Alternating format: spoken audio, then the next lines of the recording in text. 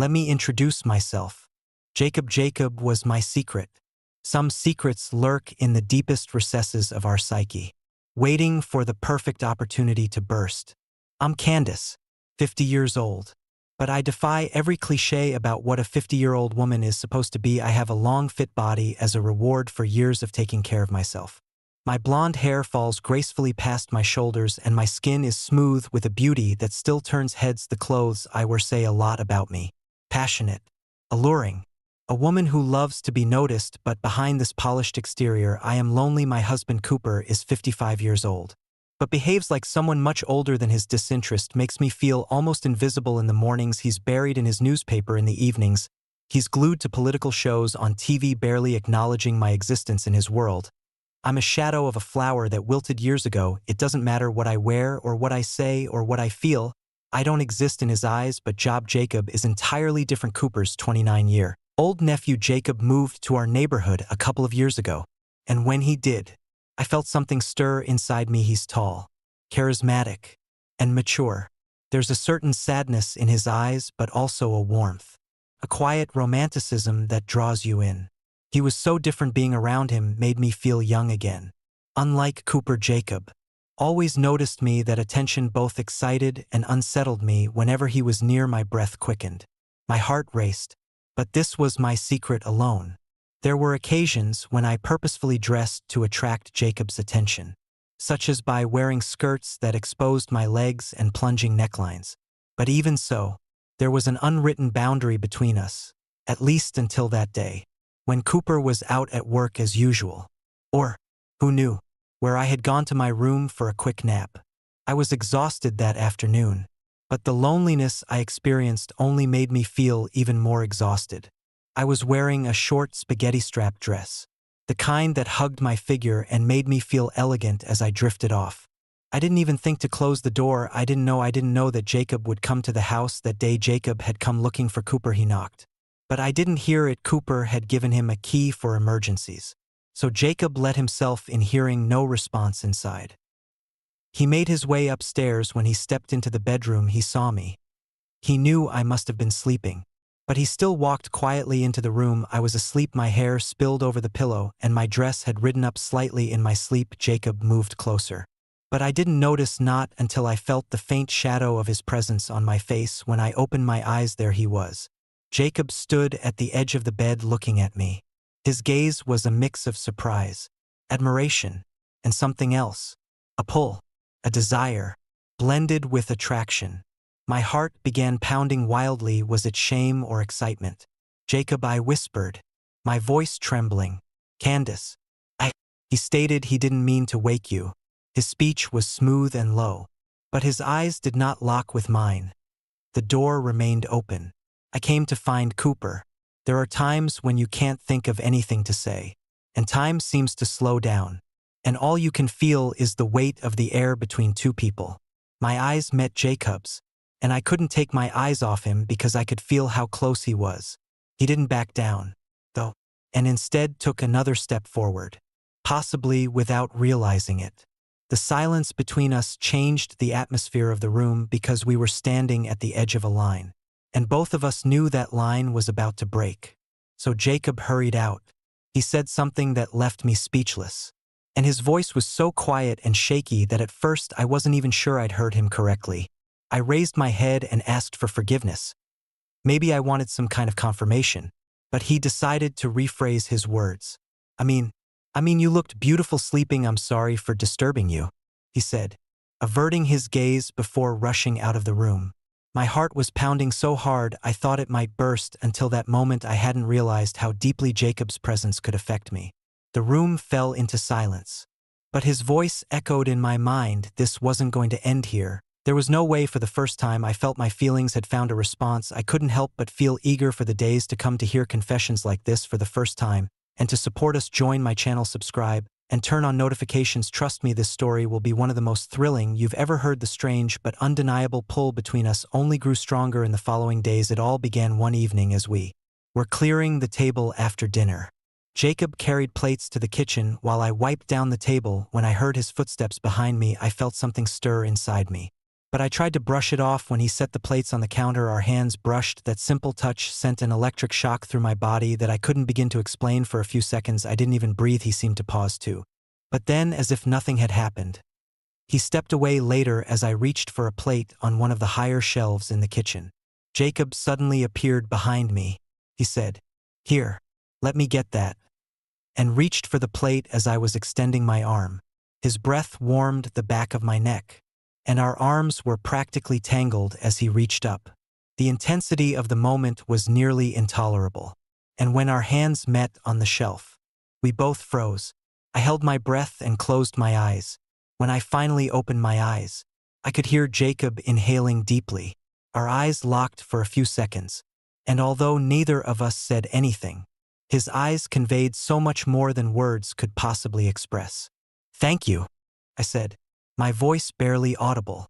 One afternoon, knowing Cooper was out of town, I saw Jacob's car pull up in front of the house. My heart was racing, but it wasn't the kind of moment I'd been expecting. So I took a deep breath before opening the door. Jacob stood there framed by the dimming early evening light. His eyes locked onto mine, his voice deep and steady as he spoke my name, Candace, sounding for a moment like a melody. I wasn't even sure what I was thanking him for, and he said nothing, but his eyes stayed on me, and the look in them sent a wave of warmth through me. Jacob took a step closer to me, his shadow stretching in the dim light behind the door. "I've known for a while that Cooper hasn't been paying attention to you, that he's been ignoring you. And there's more," he said. I knew he said confused, and I furrowed my brows, knowing what I had asked, my heartbeat echoing in my ears. "Yes, Jacob," I replied, my voice trembling just a little. Jacob didn't break eye contact with Candace, and I knew he was confused. I attempted to turn my head away as my breath stuck in my throat. But Jacob's unwavering determination kept me there longer than I could have imagined. Jacob hesitated for a moment before taking a deep breath and continuing. "I don't think he deserves you, Candace. I can see the sadness in your eyes, and you don't even hide it anymore." His words hung in the air, slowly wrapping around me like a heavy blanket as a strange feeling rose inside me. He was right, but hearing it said aloud by Jacob was something I hadn't expected. Jacob paused for a moment, his determination on his face replaced by a hint of embarrassment. "Perhaps we could sit down and talk more comfortably." His unexpected apology surprised and comforted me in a way I couldn't describe. Jacob moved to the couch, but the slight tension on his face persisted. He took a deep breath and clasped his hands together as he started to speak. "Candace, I've been holding this in for a while. It's been incredibly hard for me. But today I mustered up the courage and came here." I moved aside and opened the door wider, saying, "Of course, come in. I know everything." I stared at Jacob with curiosity and a hint of fear creeping into everything I asked. Jacob didn't break eye contact as he continued Cooper's neglect of how he's left you alone, how he ignores you, and more than that, "I think you're beautiful, Candace." His words echoed in the room, heavy and loaded with meaning. My heart pounded in my chest as I licked my lips and leaned slightly toward him. "Jacob," I whispered, my voice barely audible. "I felt the same way about you for a while now. Those intimate moments we've had, the way they made me feel, scared me, but they also thrilled me. Jacob, I want you. I've been so alone. And I can't take it anymore." As my words lingered in the air, a spark lit in Jacob's eyes. Without hesitation, I slowly slipped the straps of my dress off my shoulders. The fabric slid down my skin, pooling at my feet, and as I stood there exposed in every way, Jacob's intense gaze captured me entirely. In that moment, neither of us moved. But the silence spoke volumes, saying all the things we didn't have the words for. Jacob didn't hesitate for a second as he closed the distance between us. When our lips met, every ounce of tension I'd held on to dissolved into pure passion. The kiss was an explosion of all the desires we had buried for so long. His touch overwhelmed me, leaving no room for thought. His hands gently found my waist, pulling me closer as we continued to kiss. It was as if he wanted to erase every inch of space between us. I melted into him, completely surrendering to the moment as my thoughts blurred into nothingness. Jacob's warmth made everything about that moment vivid and tangible, as though the world had ceased to exist outside of us. I slowly let myself sink into the couch behind me. But we never once stopped kissing. Jacob leaned over me, his lips moving over mine like a fire that couldn't be extinguished. I felt his breath on my skin as his touches grew bolder. He slowly slid his hand down my back and pulled me closer once again, our bodies fitting perfectly together. Jacob pulled back slightly, but only for a few seconds. His hand left my waist, yet his eyes never once broke away from mine. He placed one knee on the couch beside me, leaning over with all the confidence and charisma he carried so effortlessly hovering above me. Our eyes locked. His gaze was both resolute and brimming with an undeniable desire to be this close to Jacob. Awakened something inside me, a feeling I had longed for but perhaps had never truly experienced when our lips met again. The connection wasn't just physical anymore. It was something deeper, something that tied us together in a way I couldn't fully explain. How I felt something big inside me not long after. It was so strange. It was something I had forgotten how to feel for such a long time. At that moment, I felt like the happiest woman in the world. "Thank you," I said. Jacob, giving a soft smile, looking into my eyes with love as he gasped for air and said, "Believe me, I'm just as happy as you are," before continuing to kiss me.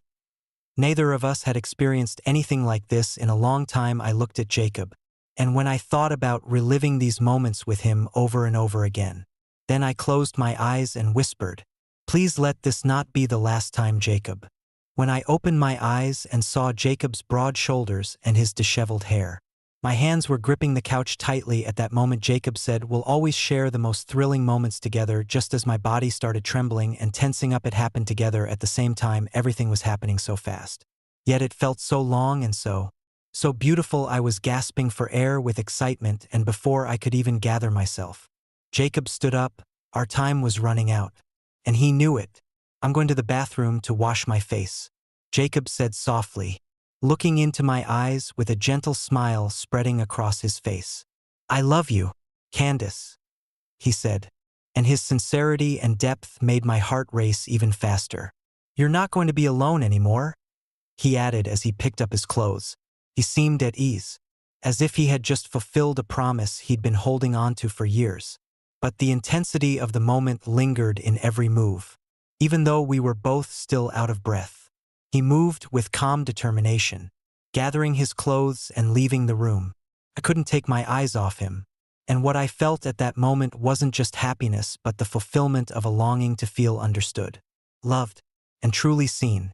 While Jacob was in the bathroom, I could still feel his warmth on my skin, and it felt like time had stopped just for us. However, the intensity of the day's emotions combined with my body's exhaustion overcame me, and I closed my eyes without even realizing it. I slowly sank back into the couch and drifted off into a peaceful sleep. When I woke up, a blanket had been draped over me. I realized Jacob had covered me before he left, and the thought filled me with warmth. The stillness in the room was a reminder of his gentle, thoughtful nature. I could still feel his presence and his scent lingering faintly around me. But he was gone, leaving behind the memory of a night filled with comfort and intimacy. A short while later, I heard Cooper's voice called out. I opened my eyes and saw him standing in front of me. "Why are you sleeping here?" asked with mild confusion. My eyes darted to the clock. It was about the time he was supposed to return. My heart raced for a moment, but I tried to stay composed. Panicking, I quickly gathered the things Jacob had left behind in the room and hurried upstairs. My heart was pounding so hard I could barely control my breathing. I changed into something simpler, glanced at my reflection in the mirror to fix my hair, and took a deep breath before heading back downstairs. Cooper hadn't yet settled in front of the TV. He had just walked through the door without letting him see me. I slipped into the kitchen and poured myself a glass of water. "Candace, where are you?" Cooper called out. Hearing his voice, I stepped out of the kitchen and calmly walked into the living room. "I was upstairs just resting a bit," I said, keeping my tone steady, but the uncertainty on his face and the way he looked at me left me unsettled. He seemed to find the day unusual, as if something didn't quite add up. In the following days, Cooper began asking me different kinds of questions. I occasionally noticed him watching me closely, But at the same time he maintained his usual disinterest. It was a strange and unsettling balance that made me feel even more on edge. The warmth of the moments I'd shared with Jacob still clung to me. But the suspicion in Cooper's eyes were a stark reminder of the danger looming over the forbidden connection between us. One afternoon, while Cooper wasn't home, Jacob came by again. I was in the kitchen making coffee when he walked in. He had that same casual but captivating presence about him as we prepared the coffee. We stood close to each other, and the tension in the kitchen felt almost palpable. Just then I heard Cooper's voice coming from the front door. The coffee cup in my hand trembled, and I shot Jacob a panicked look. Normal, I whispered quickly when Cooper walked into the kitchen and saw us together. His gaze flicked back and forth between Jacob and me. Jacob, with his usual charisma, tried to smooth over the situation. Uncle, I didn't know you were home, he said in a calm voice. I've been a little unlucky in the romance department and came by to get some advice from Cooper. Raised an eyebrow slightly. I didn't realize you were having coffee with my wife when I wasn't here, he said. In his tone seemed calm, but there was an underlying sharpness to it. I took a deep breath, set the coffee cups down on the counter, and tried to act as normal as possible. Jacob smiled effortlessly. Your advice is always helpful, but I thought it'd be good to get my aunt's perspective too, he said. Cooper nodded slightly as though he believed him, but his eyes didn't leave mine that day. The suspicion in Cooper's eyes became crystal clear. He didn't say anything, but it was obvious he wasn't going to forget what he'd seen. A few days later, I was in the kitchen and didn't notice Cooper quietly picking up my phone. When he opened the screen and saw the messages between Jacob and me, the expression on his face revealed that he understood everything. Silently, he placed the phone back on the table, but from that moment on, everything started spiraling in a completely different direction. Without a flicker of emotion on his face, Cooper took out his phone and sent Jacob a text message. Come over for dinner tonight. It read, short and to the point. His voice didn't waver as he returned to the table to read his newspaper. But the atmosphere in the room shifted in an instant. My heart was pounding in my chest as I stared at him, holding my breath. The fear building inside me was like the warning signs of an approaching storm. For stories like this one, don't forget to join my channel and subscribe, turning on notifications. Trust me, this story is going to be one of the most thrilling you've ever heard.